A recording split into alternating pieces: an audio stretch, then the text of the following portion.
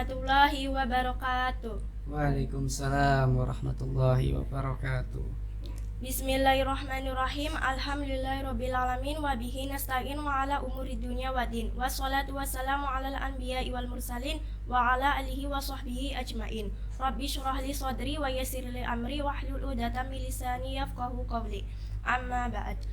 Salam teman-teman, kembali lagi di Kurma Kultum Ramadan Penuh Makna. Episode 9 ini dengan saya Lili Dahlia dari Eskul Jurnalistik dan rekan saya Nur Santi dari Eskul Rohis SMA Negeri 1 Kersana. Oke teman-teman, tema kita hari ini adalah hal-hal yang membatalkan puasa dengan narasumber kita Bapak Triyono SPD. Assalamualaikum Bapak. Waalaikumsalam warahmatullahi wabarakatuh. Gimana Mbak Santi, Mbak Lili, puasanya lancar? Alhamdulillah lancar. Oke. Ya, Bagaimana puasanya hari ini Bapak? puasa hari ini alhamdulillah Pak Guru juga lancar. Ya, tanpa terkendala, masih bisa beribadah kepada Allah Subhanahu wa taala.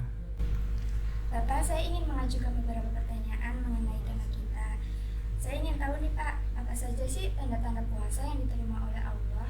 Ya, baik. Bismillahirrahmanirrahim. Innal hamdalillah nahmaduhu wa nasta'inuhu wa nastaghfiruh wa na'udzu billahi min syururi anfusina wa min sayyiati a'malina may yahdihillahu fala mudhillalah wa may yudlilhu fala hadiyalah. Asyhadu an la ilaha illallah wa asyhadu anna Muhammadan abduhu wa rasuluh. Allahumma shalli ala Muhammad wa ala ali Muhammad. Rabbi shrah li sadri wa yassir li amri wahlul 'uqdatam min lisani yafqahu qawli. Amma ba'du.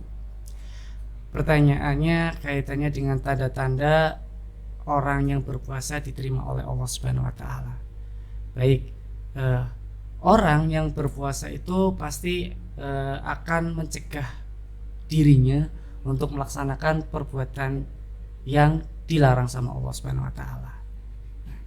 Di sini berarti ketika orang tersebut berpuasa, berarti ciri-cirinya yang pertama untuk yang diterima puasanya oleh Allah Subhanahu wa taala yaitu dia tidak melakukan perbuatan yang dilarang oleh Allah Subhanahu wa taala.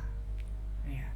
Jadi ketika orang tersebut benar-benar berpuasa, maka dia akan menjaga lisannya. Dia juga akan menjaga perbuatannya. Kemudian dia juga benar-benar menjaga hawa nafsunya. Ya. Jadi tidak benar-benar dia beribadah kepada Allah Subhanahu wa taala lillah. Ya. Kemudian yang kedua cirinya yaitu ketika orang tersebut diterima puasanya, maka orang tersebut akan meningkatkan amal ibadahnya kepada Allah Subhanahu wa taala. Kemudian yang ketiga, orang dikatakan puasanya diterima juga dia ketika sudah membayarkan yang namanya zakat fitrah. Ya. Kalau belum, walaupun dia tidak mampu, yang namanya zakat itu wajib. Untuk apa? Untuk menyucikan diri kita. Ya, salah satunya dengan kita mengeluarkan zakat.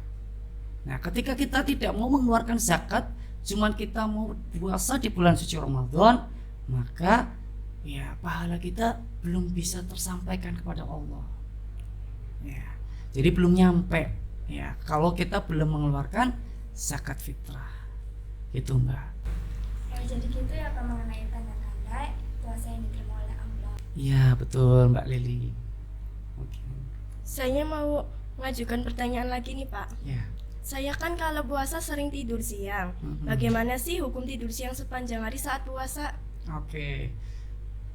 Sebelum Bapak jawab, Mbak Lili sering tidur siang? Sering ya. Kalau di sekolah berarti sering tidur siang? Jarang ya. Kalau Mbak Santi sering tidur siang? Jarang Pak. Jarang ya. Baik. Nah, tidur siang itu boleh enggak sih Pak? Atau kita sering tidur siang terus ya, tapi tidak melaksanakan kegiatan apa-apa, cuma tidur. Menurut Mbak Santi bagus enggak sih bagi kesehatan? Tidak bagus Tidak Pak. bagus ya. Kalau Mbak Lili bagus enggak sih tidur terus gitu? Iya Pak, sangat bagus. Enggak bagus ya. Kira-kira efeknya apa kalau misalkan di dalam kesehatan sendiri kalau terlalu banyak tidur? Ya karena kita kan jarang jadi gimana, kaku apa gimana? Kaku gitu ya, jadi susah untuk bergerak gitu ya. Oke, baik. Nah, salah satunya ketika kita berpuasa itu kan memang ada yang menerangkan lebih baik kita tidur daripada kita menggibah. Nah, kalau misalkan kegiatan tidurnya itu membuat dia beribadah hanya kepada Allah Subhanahu wa taala, tapi ingat catatannya nggak tidur terus gitu ya. Kalau tidur terus itu malah perbuatan yang sia-sia. Ya, jadi puasanya kita tuh cuma tidur. Ya, tidak mengamalkan ibadah-ibadah lainnya. Padahal di dalam bulan suci Ramadan itu segala perbuatan ibadah akan dilipat gandakan pahalanya sama Allah Subhanahu wa taala. Jarang-jarang loh di bulan-bulan yang pahalanya dilipat gandakan, kan kecuali di bulan suci Ramadan. Nah, ketika kita tidur Pak, berarti kita meninggalkan kegiatan-kegiatan amalan-amalan ibadah yang lainnya. Ya, dengan apa? Kalau misalkan tidurnya tadi digunakan untuk beribadah daripada kita ngerasani orang, ya, menghibah gitu ya, apalagi menjelek-jelekan, kemudian ketika di sekolah itu membuli temennya. Nah, naudzubillah, jangan sampai. Ya, kalau misalkan Mbak Sinta, Mbak Lili itu menghibah atau misalkan yang kecil aja ngomongi, ya, membuli, ya, kamu jelek sih. Nah, maka pahala puasanya juga akan berkurang di situ. Ya, walaupun kamu jelek, kamu hitam. Nah, nggak boleh. Maka yang namanya berpuasa itu kita harus bisa menjaga lisan kita. Ya, menjaga lisan kita, menjaga perbuatan kita, dan lain sebagainya. Makanya ketika tidur siang terlalu banyak Pak, ya hukumnya tadi mubah atau sia-sia. Padahal di sini Allah memberitahukan kepada seluruh orang yang beriman. Ya, beriman, ayo berfastabiqul khairat. Ya, berlomba-lombalah dalam hal kebaikan. Mumpung apa? Momennya di bulan suci Ramadan di mana Allah membukakan pintu rahmat, membukakan pintu ampunan, kemudian membukakan segala berkah hanya untuk siapa? Orang-orang yang mendengarkan seruannya dari Allah Subhanahu wa taala. Ya, makanya Mbak Sinta, Mbak Lili ketika berpuasa jangan terlalu banyak tidur ya. Iya Pak. Oke. Jadi gitu ya Pak ilmunya. Iya, betul. Saya ingin bertanya lagi nih Pak. Biasanya kan kalau saya puasa itu sering membersihkan bagian telinga atau hidung. Sebenarnya itu boleh nggak sih Pak? Oke. Nah, kalau sekedar untuk membersihkan telinga dan hidung, sekarang Bapak tanya dulu, Mbak Santi ketika berangkat sekolah mandi nggak? Mandi. Mandi. Mbak Lili ketika berangkat sekolah mandi nggak? Mandi. Nah, ketika mandi itu tujuannya buat apa sih? Membersihkan badan. Membersihkan diri gitu ya. Sama ketika kita zakat fitrah gitu ya, untuk mensucikan gitu ya. Nah, ketika kita berpuasa Pak, kemudian kita garuk-garuk telinga sama garuk-garuk apa tadi? Hidung. Ya. Batal atau enggak Pak? Nah, kalau misalkan konteksnya di sini cuman menggaruk atau memasukkan jari ke dalam telinga atau hidung, selama tidak ada yang namanya masuk di dalam anggota tubuh, dalam artian itu tidak ada rasa, tidak ada rasa, kemudian tidak mengeluarkan zat yang dapat membatalkan puasa. Ya, contoh Pak, berarti kalau mimisan itu batal Pak. Kalau misalkan tidak disengaja itu tidak membatalkan puasa.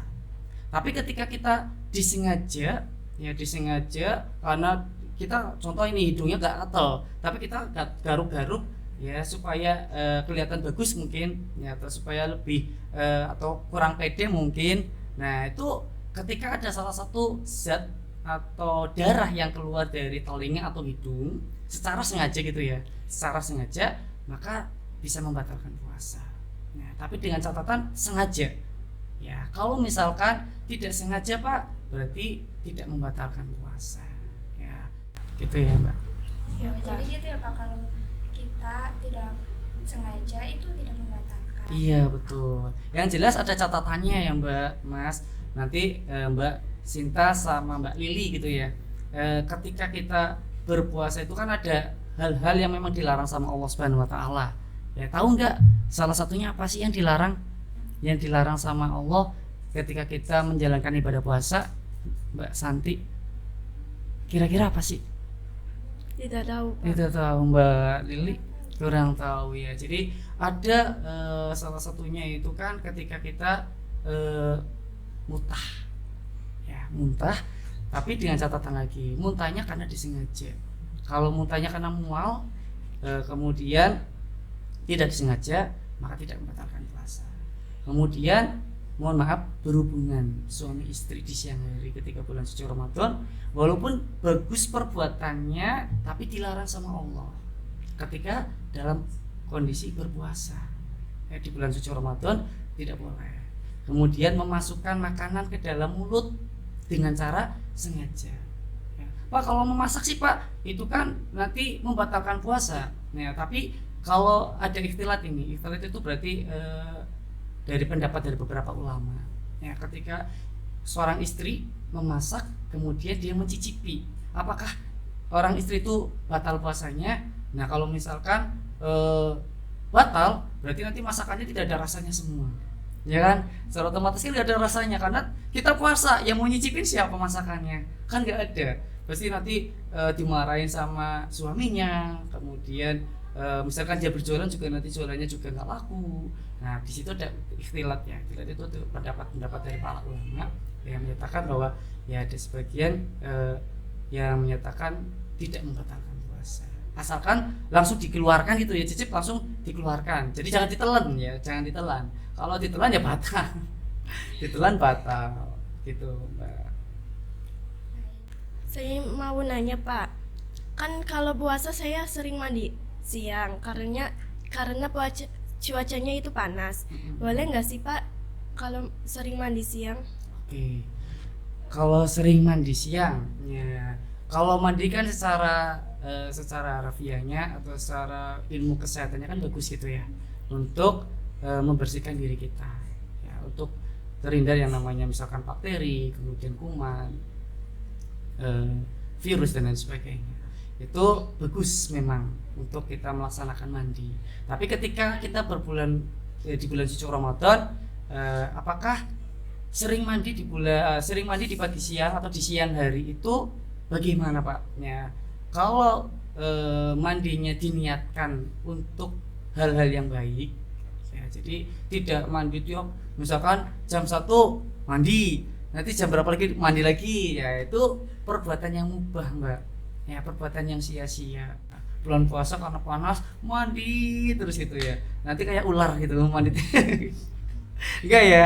Ya, kalau Mbak Sinta kemudian Mbak Lili ya ketika berpuasa ya digunakan untuk hal-hal yang baik gitu ya, tadarus Quran gitu, kemudian selain tadarus Quran juga perbuatan-perbuatan yang baik, belajar dan seterusnya gitu ya. Oh gitu ya Pak. Terima kasih Bapak atas ilmunya yang telah disampaikan. Alhamdulillah, Kuma episode yang ke-9 ini sudah selesai. Terima kasih kepada narasumber atas ilmu yang insya Allah sangat bermanfaat. Teman-teman, jangan lupa tonton selalu Kuma di sosial media kami seperti YouTube, Instagram, dan TikTok. Jangan lupa follow, like, and subscribe. Saya Nur Sandi dari Eskul Nurahis dan rekan saya Lili Dahlia dari Eskul Jurnalistik. Pamit undur diri. Wabillahi taufiq wal hidayah. Wassalamualaikum warahmatullahi wabarakatuh. Waalaikumsalam.